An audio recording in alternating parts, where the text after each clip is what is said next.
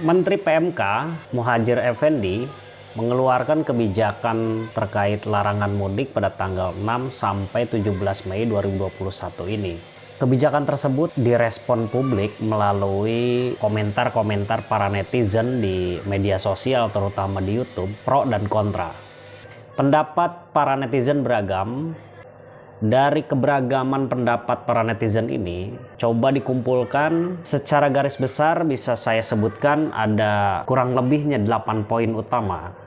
Yang pertama yaitu pendapat terhadap pemerintah pusat dan daerah.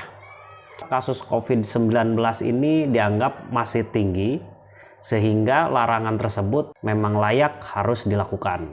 Pemerintah tidak mendengar aspirasi masyarakat. Kebijakan tersebut terkesan tebang pilih. Kenapa? Karena seolah-olah larangan mudik lebaran itu tidak diiringi dengan larangan pembukaan tempat wisata. Juga hal yang sama, pelarangan mudik lebaran bila mana itu dikaitkan dengan potensi kerumunan. Apa bedanya ketika potensi kerumunan yang terjadi di Pilkada serentak 2020 kemarin? Publik juga membandingkan antara larangan mudik lebaran dengan larangan hari raya agama lain.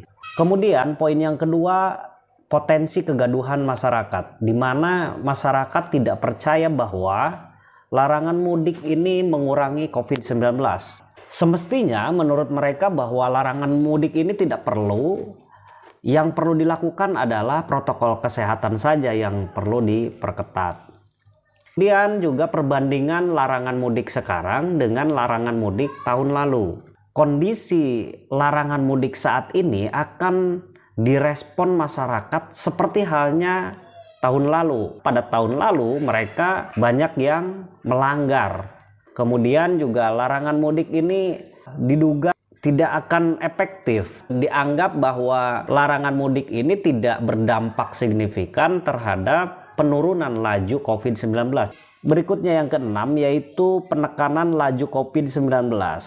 Banyak publik yang kurang percaya terhadap laju data ya. Jadi data grafik COVID-19, data kematian, data terinfeksi itu sudah dianggap angin lalu. Data COVID-19 ini hanya dianggap menakut-nakuti saja dan ini merupakan akal-akalan bagi pihak oknum untuk memanipulasi bantuan sosial bagi masyarakat. Kemudian yang berikutnya yang ketujuh yaitu bicara perekonomian rakyat. Larangan mudik lebaran besok ini akan berpengaruh besar terhadap sepinya transportasi, itu udah pasti ya. Sepinya tempat-tempat wisata. Masyarakat ini banyak yang berharap bahwa distribusi suntik vaksin itu secepatnya dilakukan dan juga merata di seluruh wilayah Indonesia dari Sabang sampai Merauke. Demikian kurang lebih poin-poin besar dari hasil pengamatan dari komentar-komentar para netizen. Keberagaman komentar para netizen ini bisa menjadi aspirasi kita setelah dikumpulkan, daya tarik tersendiri bagi pengamatan kita terhadap kebijakan Menteri Menko PMK Muhadjir Effendi mengenai larangan mudik tanggal 6 sampai 17 Mei 2021.